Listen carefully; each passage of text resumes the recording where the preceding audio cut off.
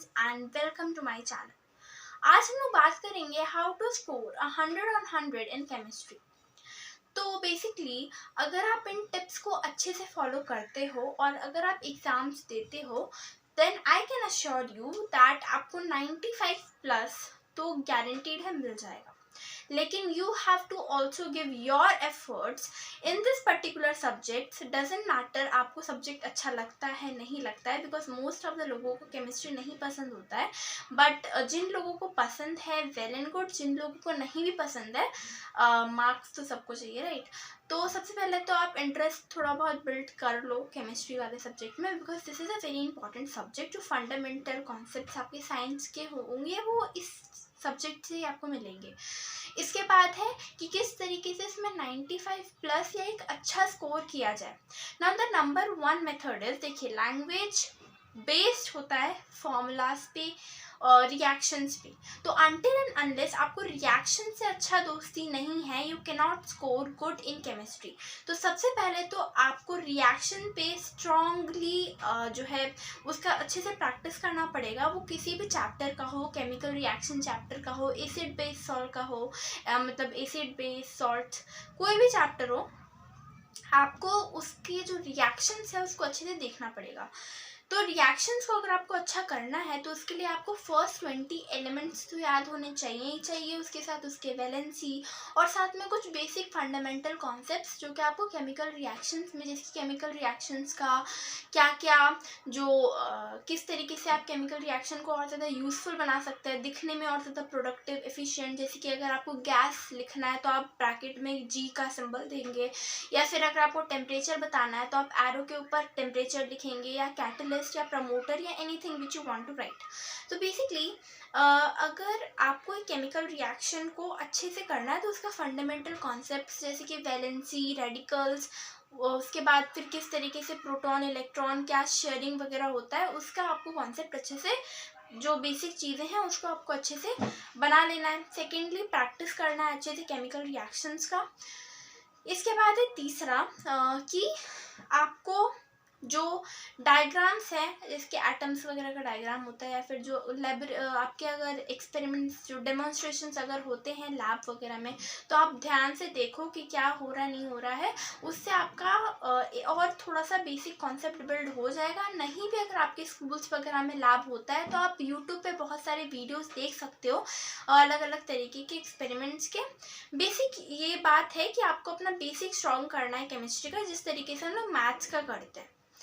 इसके बाद आते हैं टिप नंबर 4 पे, दैट इज कि you have to be very well about the keywords which you are writing. जैसे कि एक बार इन द रूथरफोर्ड एक्सपेरिमेंट, या फिर जिस तरीके का भी जो गोल्ड एक्सपेरिमेंट्स वगैरह होता है, ठीक है, जो एटम्स के लिए जो एक्सपेरिमेंट किया जाता है, तो उसमें जो चार्जेस निकलते हैं कैथोड और एनोड से, once I have written in my paper that particles, मतलब वो चार्जेस के जगह में I use the term particles.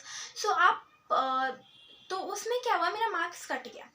But then I realise that is a big mistake, like I should not write particles, instead I should write electrons, protons, या जो भी वहाँ से निकल रहा है, या फिर चार्जेस, ठीक है। सो ये जस्ट एक एग्जाम्पल था। इस तरीके से बहुत सारे मिस्टेक्स हम लोग केमिस्ट्री में कीवर्ड से रिलेटेड करते हैं। ये कभी कभार हम लोग जिसकी अगर सेपरेशन मेथड है तो उसको गलत लिख दिया, या फिर छोटा छोटा कीवर्ड जिसमें शायद हम लोग ध्यान नहीं देते, but in chemistry it makes a big difference, because there is a huge difference between this word and that word. अगर आप ध्यान से देखने जाओ, पर हम लोग को नहीं समझ में आता है, but the examiner knows very well. तो उस एक वर्ड से आपका पूरा मीनिंग का सेंटेंस चेंज हो जाता है।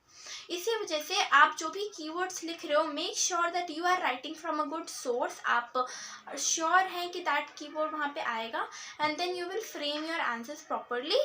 मेक श्योर जो जो इम्पॉर्टेंट क्वेश्चंस आपको लगता है उसको आप टीचर्स से पहले से चेक करवा लो।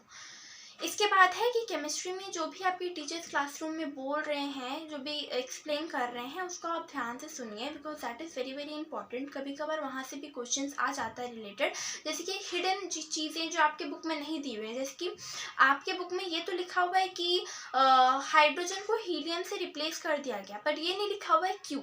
बट अगर आपने कॉन्सेप्ट अच्छे से समझा है तो आपको पता है कि क्यों हाइड्रोजन को हीलियम से रिप्लेस किया गया। तो ऑल्दो बुक में नहीं है दैट डजंट मैटर। अगर आप एक्सप्लेनेशन अच्छे से सुन रहे हो तो आपको ये पता होगा कि टीचर कभी ना कभी ये सारी चीज़ें बोलते हैं, मोस्टली चीज़ें जो कि बुक में नहीं होता है, और वहाँ से अगर क्वेश्चन आ गया किसी भी तरह का तो then you will be confuse क्या लिखे, या फिर यू विल ब्लेम दैट ये तो बुक में था ही नहीं, ठीक है। But that depends on your concept. Don't try to mug up, instead try to understand the concept behind everything and always ask the question why in anything regarding chemistry. ये चीज़ क्यों हो रहा है, जिसके हाइड्रोजन को डाउनवर्ड डिस्प्लेसमेंट ऑफ वाटर से separate किया जाता है, क्यों एयर से क्यों नहीं किया जाता, ठीक है। तो एयर से क्यों नहीं किया जाता, because air is very reactive with hydrogen, या hydrogen is very reactive with air. Water के साथ that is not much reactive, so वो फिर हो जाएगा। तो इस तरीके से even if this things are not written but questions can come, so you must know about this thing, ठीक है। सो ये सारा बेसिक चीज़ था जो आपको फॉलो करना है केमिस्ट्री के लिए। इसके अलावा एग्ज़ाम आपको जब देना है तो आपको ऑब्वियसली अच्छे से प्रॉपर्ली जहाँ पॉसिबल हो सकता है डायग्राम्स बना के जो है प्रॉपर्ली मेंशन करके कीवर्ड्स के साथ, और प्रॉपर्ली बुक को थॉरली रीड करके जो भी क्लास नोट्स दिए जा रहे हैं उसको अच्छे से प्रैक्टिस करके, and obviously previous year questions and everything you have to see. So these are the basic things by which you can score 95 above, and बाकी आपको खुद से efforts डालना है.